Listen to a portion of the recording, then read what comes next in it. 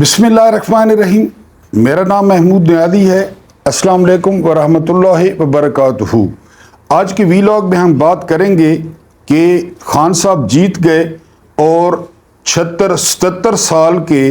जो नाम नहाद ताकतवर थे वो हार गए हैं। वो इखलाकन हार गए हैं, वो सियासी तौर पे हार गए हैं, वो इंतज़ामी तौर पे हार गए हैं। बस उसका ऐलान होना बाकी है। इसके अलावा हम हैं 25 करोड़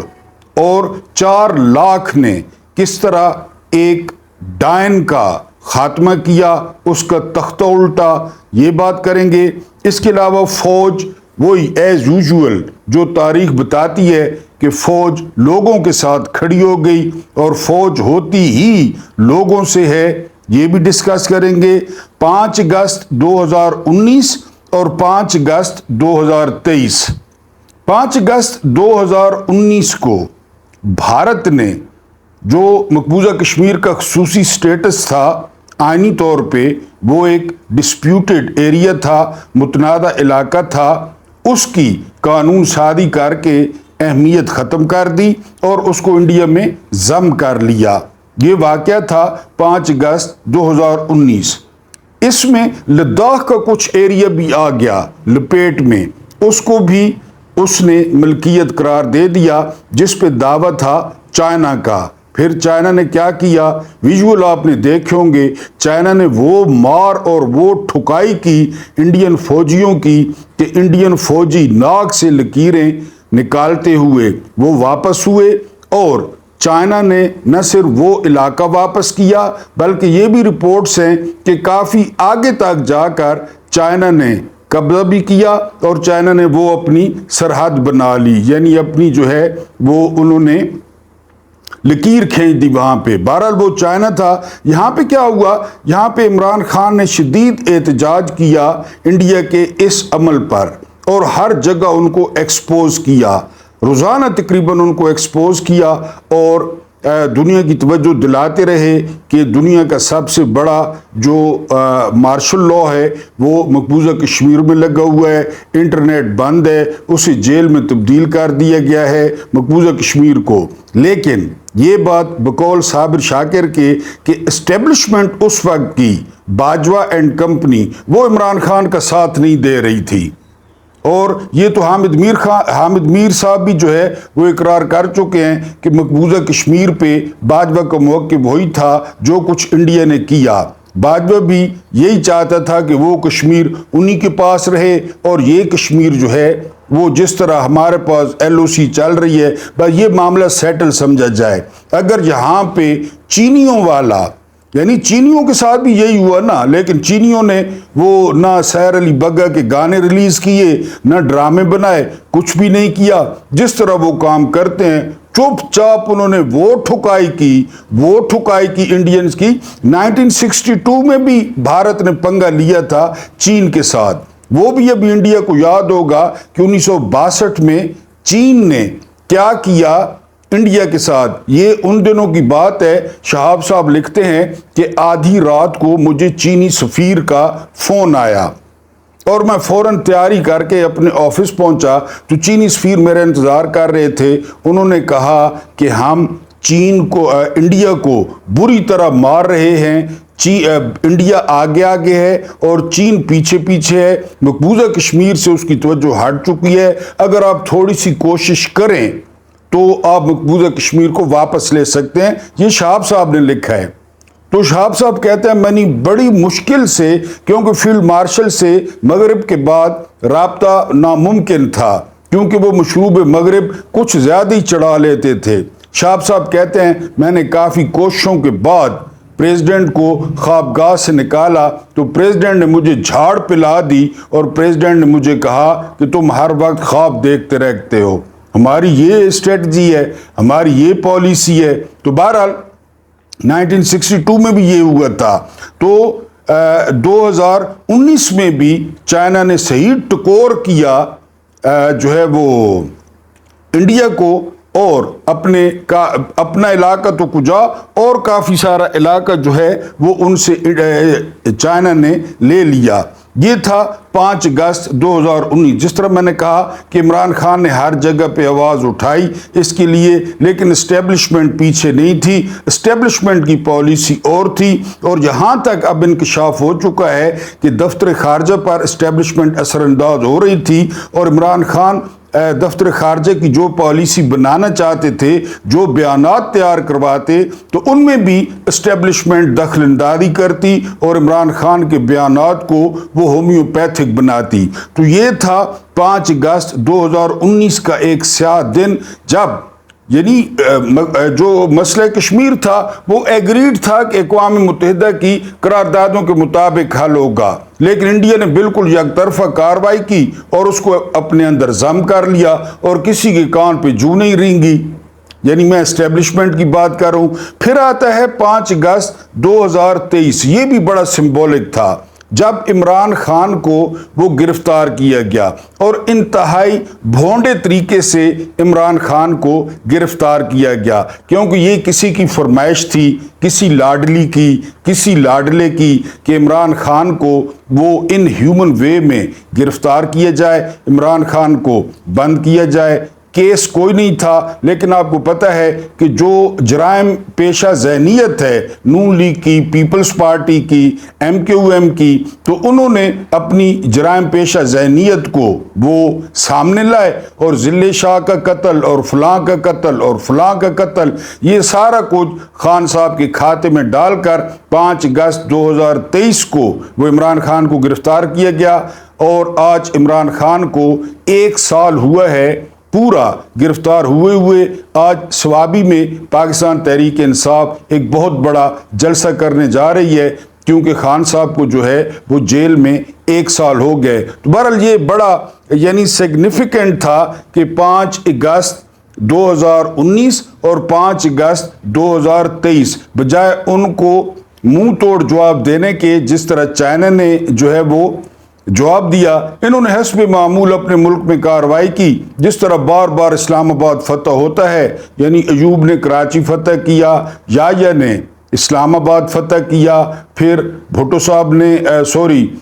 جو ہے وہ ضیاء نے اسلام آباد فتح کیا، پھر مشرف نے اسلام آباد فتح کیا، پھر 6 سال تک بغیر سامنے آئے یا جو ہے وہ کیانی وہ فتح کرتے رہے اسلام آباد کو، بار بار باجوہ بار بار فتح کرتے رہے، کیونکہ ادھر تو پھر آپ کو پتہ ہے ادھر تو آگے منہ پہ پڑیں گی۔ تو بہرحال جی یہ بڑی اس میں مماثلت تھی۔ اس کے بعد بنگلہ دیش، یہ ایک ڈائن ملوث تھی جو بالکل اسی طرح الیکشن جیت کر آتی جس طرح یہ فارم 47 والے ہیں، اسی طرح یہ الیکشن جیتتی، جس کا نام حسینہ واجد تھا۔ جب شیخ مجیب الرحمان کی تمام فیملی کو قتل کیا گیا بڑے برے طریقے سے، تقریباً 17-18 افراد مار دیے گئے فوجی کو میں، تو یہ 2 بہنیں جو ہے یہ بچ گئی تھی بیرون ملک ہونے کی وجہ سے، اور وہاں سے پھر ان کی کہانی شروع ہوئی۔ انہوں نے بالکل بنگلہ دیش کو باپ کا مال اور باپ کا راج ابھی تک سمجھ رکھا تھا، لیکن یہ جو بنگالی ہیں نا یہ بڑے زبردست ہیں۔ ہم نے ان کو کالے حرامی کہا، ہم نے ان کو مسلی کہا، ہم نے ان کو ٹھگنے کہا، پتہ نہیں کیا کیا کہا، لیکن میں آپ کو بتاتا چلوں کہ آل انڈیا مسلم لیگ کی بنیاد ڈھاکہ میں پڑی، کانگریس کی بنیاد ڈھاکہ میں پڑی، وائس رائے کی گاڑی پر پہلا حملہ جو ہے وہ بنگالیوں نے کیا تھا، بنگال ریجمنٹ نے پہلی بغاوت کی تھی۔ تو بنگالی بہرحال وہ غلام نہیں رہتے۔ پہلے تو وہ شیخ حسینہ واجد کے ساتھ وہ ایک رومانس تھا شیخ مجیب الرحمان والا، لیکن آج آپ مناظر دیکھیں ڈھاکہ میں تو ہتھوڑوں سے مجیب الرحمان کے مجسمے وہ توڑے جا رہے تھے، گرائے جا رہے تھے، اور اس ڈائن کو بھاگنے پہ مجبور کیا گیا۔ وہ ہیلی کاپٹر پر بیٹھ کے اپنے آقاؤں کے پاس یعنی انڈیا میں اگرتلہ میں اس کا ہیلی کاپٹر لینڈ کر گیا۔ اگرتلہ سازش کیس سے یہ سلسلہ شروع ہوا تھا اور اگرتلہ میں ہی جا کر ختم ہوا۔ اس کے ساتھ جو سب سے امپورٹنٹ بات تھی وہ یہ کہ جو فوج تھی، یعنی یہاں بھی ڈیجیٹل دہشت گرد، یہ نوجوان دہشت گرد ہیں، کیونکہ نوجوان وہ کوٹے کے خاتمے کا مطالبہ کر رہے تھے، جس طرح بھٹو صاحب نے سندھ میں جو ہے وہ کوٹا رکھا ہوا ہے، کہ جی وہ انٹیریئر سندھ کے جو بھی جو ہے وہ جاہل نکما نکھٹو وہ سندھ کے ڈومیسائل پہ آ کر افسر بن بیٹھتا ہے، اور کراچی کے جو پڑھے لکھے نوجوان ہیں وہ سڑک چھاپ ہیں۔ یہی کام انہوں نے کر رکھا تھا کہ جی وہ جو تحریک آزادی تھی نام نہاد بنگلہ دیش کی، تو عوامی لیگ اپنے گنڈے بھرتی کرتی، عوامی لیگ بیوروکریسی میں، فوج میں، ہر جگہ پہ اپنے بندے بھرتی کرتی، بالکل نون لیگ اور پیپلز پارٹی کا طرز عمل، اور باقی نوجوان پڑھے لکھے وہ بیچارے بیکار ہوتے۔ یہ جو ہے یہ انہوں نے بہانہ لگایا ہوا تھا کہ یہ تحریک آزادی کے لوگوں کی اولادیں ہیں،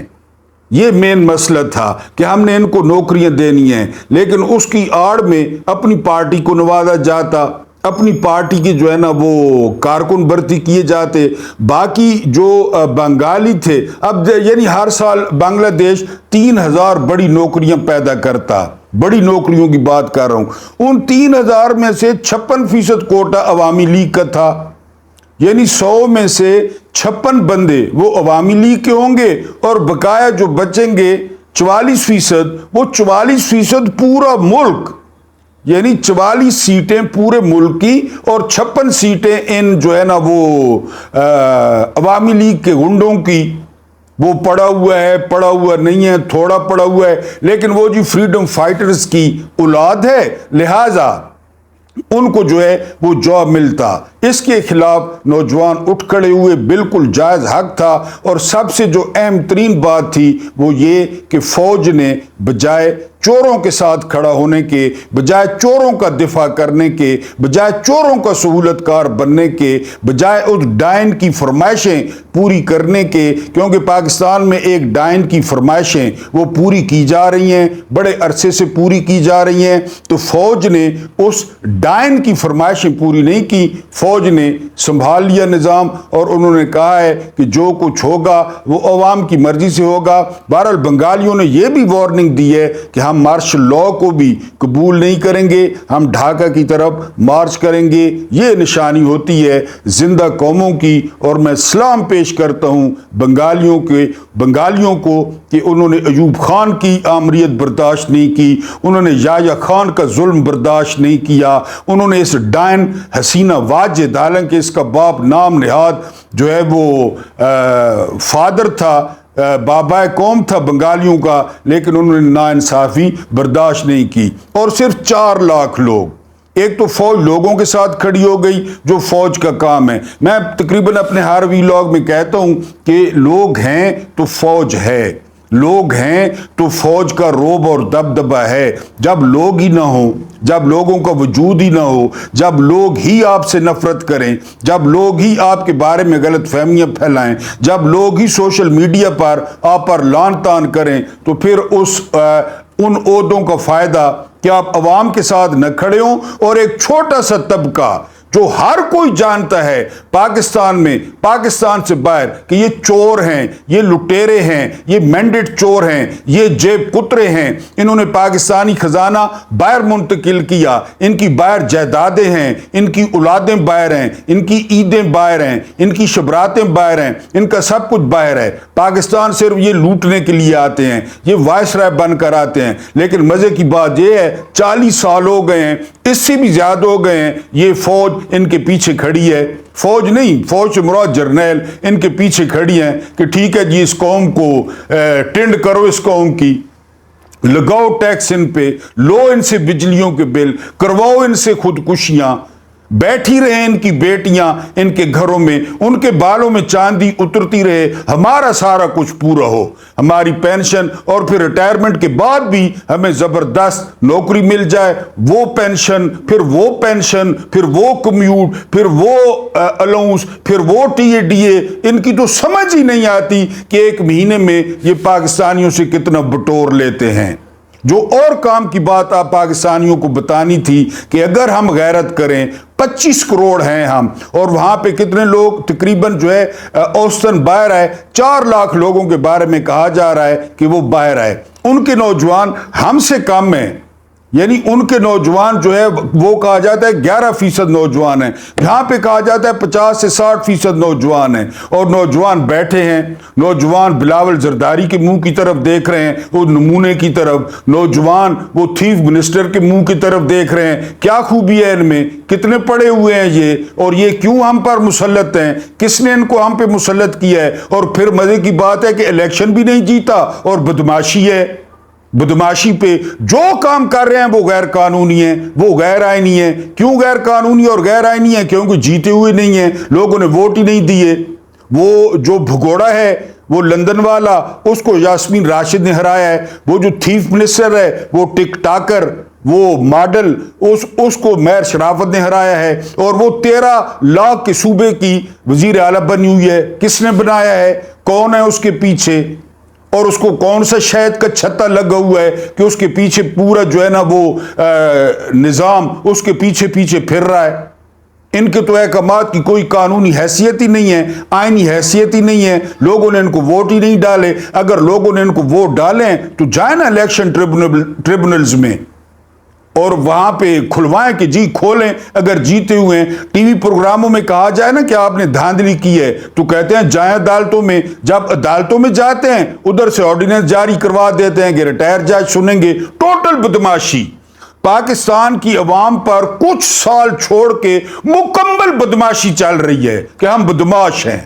ہم یہ سارا کچھ کریں گے، جو کرنا ہے کر لو، جو کھیڑنا ہے وہ کھیڑ لو۔ بہرحال بہت بڑا سبق ہے بنگلہ دیش والا کہ اگر یہ اکھاڑنے پہ آئیں۔ آج لوگ داخل ہو گئے وزیر اعظم ہاؤس میں ڈھاکہ میں، بڑا لطف آیا، نظارہ دیکھ کے بڑا مزہ آیا، اور بڑی دل میں دعا ہوئی کہ ہم بھی غیرت کریں اور وزیر اعظم ہاؤس میں گھس جائیں۔ ہمارا ہے، ان کے باپ کا ہے، کس کے پیسے لگے ہیں، کس کا ٹیکس لگا ہے؟ ان کی ماں جہیزوں میں لائی ہے، یا یہ ان کے جو ہے نا وہ لوہاروں کے باپ کا ہے، یہ زرداری کے باپ کا ہے، حاکم علی زرداری کا، ایوان صدر جس کا بیمبینو سینما تھا، جس کے یہ ٹکٹ بلیک کرتا تھا۔ لیکن پتہ نہیں ہمیں کبھی ہوش آئے گا یا ہم کب جاگیں گے یا ہم بھی بنگالیوں سے سبق لیں گے۔ بہرحال بنگالیوں نے دھڑن تختہ کر دیا ہے اس ڈائن کا، اسلام سے پہلے والی اس ہندا کا، اس کلیجہ چبانے والی کا، اس کے جو ہے نا وہ بلڈ میں اس کا ڈی این اے غداری کا تھا۔ اگرتلہ سے یہ شروع ہوئی تھی اور اگرتلہ میں جا کر اس کا ہیلی کاپٹر لینڈ ہوا ہے۔ ہم بنگالیوں کو مبارک دیتے ہیں، بنگالیوں کی خوشیوں میں شریک ہیں، کیونکہ بنگالیوں نے روڈوں پر سجدے کیے اس ڈائن سے جان چھڑا کے۔ ہم بھی بنگالیوں کو سلام پیش کرتے ہیں اور کہتے ہیں کہ ہمارے لیے دعا کریں کہ ہم پہ جو جن، جو بھوت، جو ڈائنے ہم پہ مسلط ہیں، اللہ پاک ہمیں بھی ان سے جو ہے وہ جلد ہماری جان چھڑوائے، ان کو یا تو جہنم واصل کرے، یا ان کو کینسر کرے، ان کو ایڈز کرے، یہ ہسپتال پہنچیں، ان کو فالج ہو، ان کی زبانیں بند ہو جائیں، ان کی لیفٹ سائڈ جو ہے وہ ماری جائے، لیفٹ سائڈ فریز ہو جائے، تب ہو سکتا ہے، ورنہ ہم نے تو نکلنے کا پروگرام جی فی الحال کینسل کیا ہوا ہے۔ اب ہم آخری بات پہ آتے ہیں۔ 1947 میں نا یعنی قائد اعظم کے جانے کے بعد یہ ملک وہ اس کی کشتی ڈولنے لگی، اور مکمل طور پہ اس کشتی کا رخ اس وقت مڑ گیا جب لیاقت باغ میں ایک گولی چلی، اور گولی جا کر لگی پہلے وزیر اعظم خان لیاقت علی خان کو۔ گولی ماری تھی، سید اکبر بھی کہتے ہیں اور سید اکبر بھی کہتے ہیں۔ وہ کس طرح آگے پہنچا، سیکیورٹی کا حصار توڑ کے اگلی لائنوں میں کس طرح گیا، اس نے گولی کس طرح ماری، پھر اس کو موقع پر جاں بحق کیوں کر دیا گیا، یعنی ہلاک کیوں کر دیا گیا۔ اس کے بعد وہ جو نجف خان تھا وہاں پہ جس کی ڈیوٹی تھی ڈی ایس پی، اس کو بعد میں ترقی کیوں دی گئی، اس بات کا کوئی نہیں پتا۔ بہرحال وہاں سے یہ ملک ایسی جو ہے پرخار اور کچے راستوں پر نکل گیا کہ آج تک آپ کے سامنے ہے۔ اور یہ طاقتور، میں نے آپ کو کہا ہے کہ جی یہ ہر دور میں ان کا ایک ماسک ہوتا ہے۔ کسی دور میں ان کا ماسک جو ہے وہ غلام محمد ہوتا ہے، کسی دور میں سکندر مرزا ہوتا ہے، کسی دور میں چودھری محمد علی ہوتا ہے، کسی دور میں محمد علی بوگرا ہوتا ہے، کسی دور میں فیروز خان نون ہوتا ہے، کسی دور میں بھٹو ہوتا ہے، کسی دور میں نواز شریف ہوتا ہے، کسی دور میں بے نظیر ہوتی ہے، اور وہ نقاب اتنا موٹا ہوتا ہے کہ پیچھے سے نظر کچھ نہیں آتا۔ ایک شخص اچانک آ گیا جو ایلین تھا، جو اجنبی تھا پاکستان کی سیاست میں، جس نے ساری عمر کرکٹ کھیلی، جس نے ساری عمر شہزادوں جیسی زندگی بسر کی، اور نام تھا اس کا عمران احمد خان نیازی۔ ایک رپورٹر رپورٹ کرتے ہیں کہ اجلاس ہو رہا تھا اور عمران خان آئے، سارے ویٹ کر رہے تھے، تو عمران خان نے آ کر کہا ہیلو باجوہ، ہیلو فیض، یعنی چیف کو اور D G I S I کو۔ تو وہیں پر کہتے ہیں کہ ان دونوں جرنیلوں کے کانوں سے دھواں نکل گیا، اور وہ صحابی کہتے ہیں میں نے کہا کام خراب ہے، یہ تو بندہ اور قسم کا آ گیا ہے، یعنی آ کر اس نے سیٹ سنبھالی۔ پھر بعد میں آپ نے دیکھا وہ بندہ، وہ کہتا تھا کہ نقاب جو چڑھا ہوا ہے وہ نقاب بھی میں ہوں اور پیچھے بھی میں ہوں۔ اس نے یہ کہا، یہ بات برداشت نہیں تھی۔ 77-76 سال کا قبضہ تھا۔ ہم کہیں تو بولیں، ہم کہیں تو دیکھیں، ہم کہیں تو کاٹیں، ہم کہیں تو سنیں، ہم کہیں تو سارا کچھ کیا جائے، اور پھر کریڈٹ اپنا اور جو گالیاں ہیں وہ آپ سنیں۔ شروع سے اسی طرح ہو رہا تھا،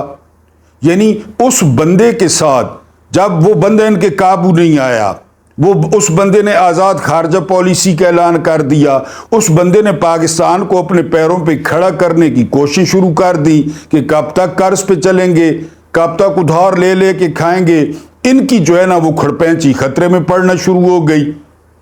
انہوں نے کہا نہیں جی، یہ تو وارے میں بھی نہیں ہے، یہ صابر مٹھو کو کہہ رہا ہے، یہ کہہ رہا ہے کہ ڈی ایچ اے پہ بھی ٹیکس لگا دیں، یہ کہہ رہا ہے شبر زیدی کو جو ہے نا وہ بیریا ٹاؤن پہ بھی ٹیکس لگا دیں، اور شبر زیدی کا ریکارڈ پہ ہے جو ہے نا وہ بیان کہ مجھے باجوہ نے کہا اگر پراپرٹی پہ ٹیکس لگائیں گے تو پھر کاروبار ہی سارا بیٹھ جائے گا۔ اور یہ بھی شنید ہے کہ فوجی کاروباروں کا آڈٹ بھی اس نے کہا تھا کہ یہ کتنا کما رہے ہیں، کتنا دے رہے ہیں، کتنا ٹیکس دے، یہ سارا کو یہ ناقابل برداشت تھا۔ یعنی آؤٹ آف سلیبس ایک پیپر آ گیا۔ عمران خان پہلے جو چور چکا آتا اس کو فائل دکھاتے، وہ چپ کر کے مرغا بن جاتا، کان پکڑ لیتا، ناک سے لکیریں کھینچتا، گھیسیاں کرتا۔ اس بندے کی فائل نہیں تھی ان کے پاس، یہ بندہ آؤٹ آف سلیبس آ گیا۔ تو بہرحال اس بندے کو پہلے پی ڈی ایم کا کت خانہ اکٹھا کیا گیا، سارا آپ کو پتہ ہے فضل الرحمان کی قیادت میں، جو اپنے آپ کو 70 لاکھ علماء کا جو ہے وہ وارث کہتا ہے، اس کو چن چن کے پاکستان کے سارے چوروں کا سربراہ بنا دیا گیا، سارے چوروں کا۔ اس طرف عمران خان، مہاتر محمد، رجب طیب اردوان، محمد بن سلمان، ان کے ساتھ مل کے اسلامی بلاک کی رشیا، چین کوشش کر رہا تھا، ادھر یہ 70 لاکھ علماء کا، تمام چوروں کا سربراہ بنا بیٹھا تھا۔ اور پھر اس میں ملاقاتیں شروع ہو گئی۔ محمد زبیر کے بیان سن لے، اس میں احمد خان جو پنجاب اسمبلی کا سپیکر ہے وہ دلال تھا، وہ دلہ تھا، وہ ملاقاتیں کرا رہا تھا۔ شہباز شریف ڈگی میں بند ہو کے وہ جا رہا تھا ادھر۔ پھر لندن پلان آ گیا، پھر جو ہے نا وہ ڈیوٹیاں لگائی گئی کہ قاضی فائزہ کی ڈیوٹی کیا ہوگی، شہباز شریف کی کیا ہوگی، مریم کی کیا ہوگی، وہ سارا پھر پلان اس پہ عمل کیا گیا۔ پھر آپ کے سامنے عدم اعتماد کس طرح لائی گئی۔ رات کو 12 بجے عدالتیں، اظہر عباس نے، لیفٹیننٹ جنرل اظہر عباس نے عدالتیں کس طرح کھلوائیں، کیوں کھلوائیں، حالانکہ پارلیمنٹ کی کارروائی میں ان کا کیا کام۔ بہرحال وہ سارا کچھ ہو گیا، عمران کو ہٹا دیا گیا، اور پاکستان کو، جہاں سے پاکستان چلا تھا، وہ لیاقت باغ میں جو گولی چلی تھی، پاکستان کو پکڑ کے 6.2 پہ گروتھ کرتا ہوا ملک، برآمدات ہو گئی، فورن ریمیٹنسز ہو گئے، سیاحت ہو گئی، صحت کارڈ ہو گیا، لنگر خانے ہو گئے، پناہ گاہیں ہو گئیں، اس کے علاوہ راوی انڈس پروجیکٹ ہو گیا، ڈیمز ہو گئے، 3 ڈیم، وہ سارا پاکستان کو گھسیٹ کے وہیں پہ چھوڑا ہے کہ ہم مقتدر ہیں، ہماری بات مانی جائے، ہم جو کہیں وہی کیا جائے، ہم چاہیں۔ میں نے پہلے بھی آپ کو کہا تھا کہ کیا مشکل تھا جرنیلوں کے لیے اگر وہ کالا باغ ڈیم بناتے، اور پاکستان اس وقت 3 روپے یونٹ بجلی لے رہا ہوتا۔ باقی ہر پٹھے کام میں جرنیلوں نے ہاتھ ڈالا، ضیاء نے ڈالا، مشرف نے ڈالا، باجوہ نے ڈالا، کیانی نے ڈالا۔ کالا باغ ڈیم بنوا لیتے،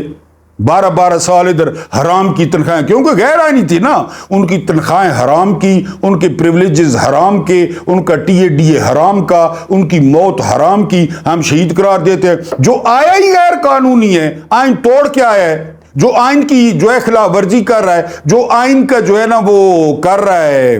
وائلیٹ کر رہا ہے، جو آئین توڑ رہا ہے، جو آئین کے اندر نہیں رہتا، اس کا جو خان جیت گیا، نام نہاد طاقتور ہار گئے، اس کا جو بی پارٹ ہے وہ انشاءاللہ ملتے ہیں اگلے ویلاگ میں، جلسے کی بھی آپ کو رپورٹ دوں گا۔ اللہ پاک آپ کو آسانیاں عطا فرمائے، آسانیاں بانٹنے کی توفیق عطا فرمائے۔ اللہ پاک آپ کے اور میرے مرحومین اور بزرگوں کی مغفرت کرے، ان کو غری کے رحمت کرے، انہیں کروٹ کروٹ جنت الفردوس میں جگہ دے، اور مجھے برداشت کرنے کا بہت بہت شکریہ۔